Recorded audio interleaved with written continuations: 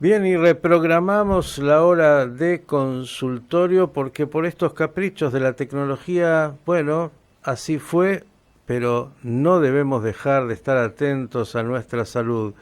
Y semanalmente tenemos un espacio para dialogar con el doctor Alfredo Fürstenfeld.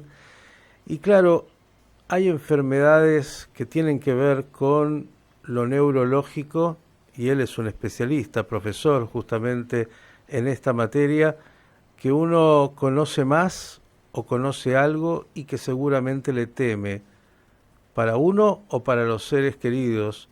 Una de ellas, yo creo que todos la hemos de alguna manera alguna vez visto, es el Parkinson.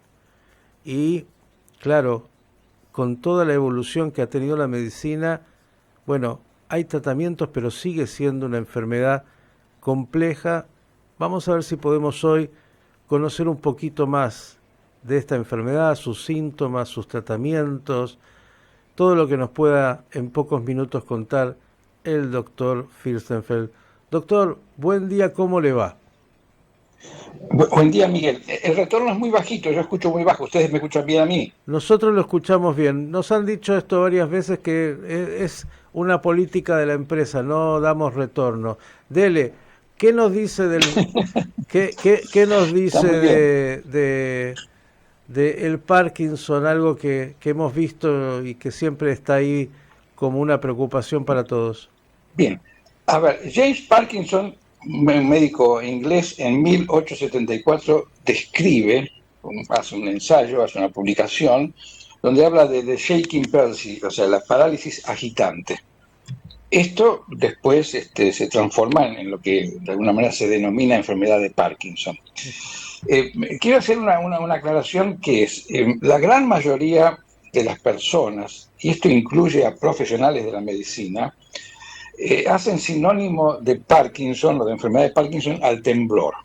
Ujú. Y el temblor es uno de los tres elementos, tiene una tríada la enfermedad de Parkinson, que es temblor, rigidez e hipoquinesia, o sea, poco movimiento, o sea, fragilidad del movimiento. James Parkinson la describe como parálisis agitante, como que parálisis significa que hay una limitación motora, o sea Ujú. que aparte del temblor, eso que se llama agitación o temblor, existe una dificultad para movilizarse, o sea que no es que el individuo tiembla solamente y se mueve como si nada. Hay otras afecciones que tienen temblor y que no comprometen de esta manera el movimiento, pero en el caso del Parkinson sí. Y entonces, a raíz de que me tocaron tres pacientes al hilo con situaciones muy similares, Ujú. se me ocurrió que era interesante plantearlo. Cuando uno habla de temblor, de rigidez o hipoquinesia, esa rigidez e hipoquinesia, limitación en el movimiento, se traduce en imposibilidad de sostener de repente el equilibrio. Un individuo va caminando por la calle, una baldosita un poquito elevada, cosa frecuente en nuestras ciudades, se tropieza y se va al piso, o sea, no tiene el reflejo de defensa, o sea, no puede volver hacia atrás. Ujú.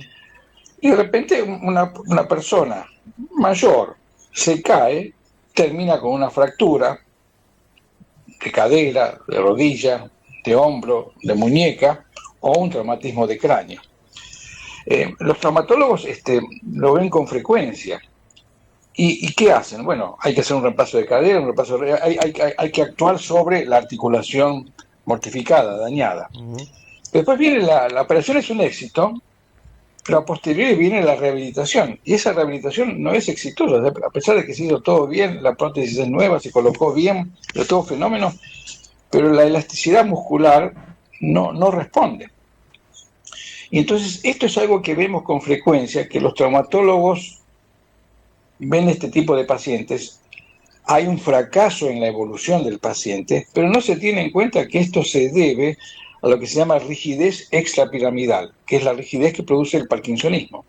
El Ujú. parkinsonismo se produce porque hay una disminución, hay una merma en la producción de dopamina. Por la profundidad del cerebro están los ganglios basales, que son núcleos grises, y que producen una sustancia que se llama sustancia negra, porque macroscópicamente se ve el corte de color negro y está tenida de melanina, produce la dopamina. Y esa dopamina es, entre otras cosas, la que permite que se generen los movimientos automáticos. A ver, un individuo aprende a andar en bicicleta. Una vez que aprendió ya es de forma automática. A caminar, a desplazarse, a nadar. O sea, todos esos movimientos que el chico aprende, una vez que los aprendió, un individuo no está pensando en cómo andar en bicicleta, en cómo caminar, en cómo nadar, etcétera, etcétera. O sea, esos movimientos que acompañan el movimiento, el balanceo de los brazos. Cuando uno camina por la calle, los brazos se balancean. Y los individuos que tienen limitada la producción de dopamina, esa movilidad, ese balanceo de brazos se empieza a perder. Bien, Y ese esto es ya el es una señal origen. muy interesante de que hay una limitación de tipo extrapiramidal y que debe ser diagnosticada, evaluada y tratada. Bien, este es el origen entonces de la enfermedad del Parkinson. A ver, el origen en realidad es multicausal, no se conoce la causa exacta, pero sí se sabe cuál es el sustrato anatómico que está dañado, que es la sustancia negra, que es la productora de dopamina. Ahora, ¿qué es lo que daña a la sustancia negra? Hay distintas causas. La vascular es una de ellas, fenómenos degenerativos son otros. O sea, hay virosis, hay distintos tipos de cuadros que pueden comprometer a la quantum de sustancia negra. Pero una vez que esto empezó a producirse, a limitarse, la producción de dopamina se limita y se traduce en este tipo de trastornos. Y además hay trastornos emocionales. Podríamos decir, doctor, a ver si estoy en lo correcto, si no me corrige obviamente, que comienza el Parkinson como esta rigidez que usted planteó y luego vienen los movimientos estos fuera de control, o no es así, puede ser en paralelo. A ver, para que es muy difícil hacer lo que se llama el diagnóstico precoz de Parkinson. ¿Por qué? Porque con el 85% de la sustancia negra destruida no hay elementos clínicos. El individuo se las arregla. Bien. O sea que tiene que haber más del 80% ya destruido para que empiece a haber clínica. Así que los primeros síntomas o signos del Parkinson, cuando aparecen, que uno dice es precoz, recién empezó, pero en realidad ya la destrucción, el deterioro de los productores, de las neuronas que producen dopamina, ya comenzó mucho antes. Traigamos una buena noticia, a ver si es cierto también lo que quiero plantearle. Hace 30 años, 40 años, cuando uno veía a una persona que sufría Parkinson, lo veía realmente con movimientos muy difíciles, casi de su control cotidiano, ¿no? Habían casos realmente extremos incluso. Hoy me parece que la medicación, como en tantas otras enfermedades o padecimientos, ha hecho una evolución enorme y los pacientes con Parkinson tienen una mejor calidad de vida, ¿es correcto? Miguel, es tal cual como lo decís. En la década del 60 del siglo anterior se determina que la levodopa suministrada por vía oral se absorbe y se transforma en dopamina una vez que pasa la barrera, que entra en el sistema nervioso, pasa lo que se llama la barrera hematoencefálica, y reemplaza a la cantidad de dopamina que el individuo perdió. Y esto se traduce inmediatamente en una mejora clínica. Esto fue realmente revolucionario, porque hasta los años 60 del siglo pasado, el paciente con Parkinson no tenía remedio.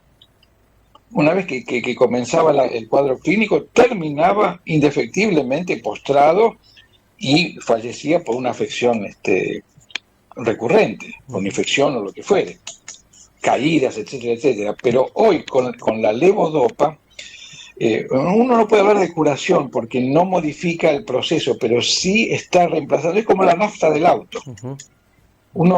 El auto funciona bien, consume nafta, y si uno no le agrega nafta, el coche se para. Bueno, lo mismo le pasa al individuo.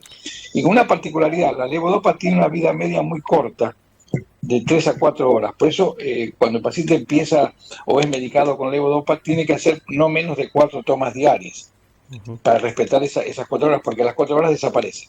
Bien. Una pregunta pero última. le soluciona la vida al individuo de una manera fantástica. Sí, digo, es notable, uno también lo ve y esta es la buena noticia, que seguramente en poco tiempo va a traer muchas mejores noticias todavía, porque siempre los medicamentos, la farmacología va avanzando y mucho.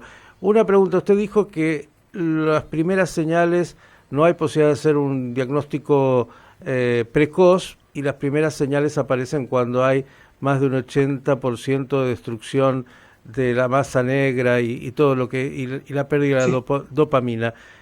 ¿Se podría encontrar o hay algún tipo de medicación previa o algo que alguien que tiene temor, no sé si es hereditario o no, diga, bueno, si tomo tal medicamento o consumo tales alimentos, esto hace que, bueno, mi proceso de pérdida de dopamina sea menor y que pueda no llegar al momento de que realmente se presente la enfermedad?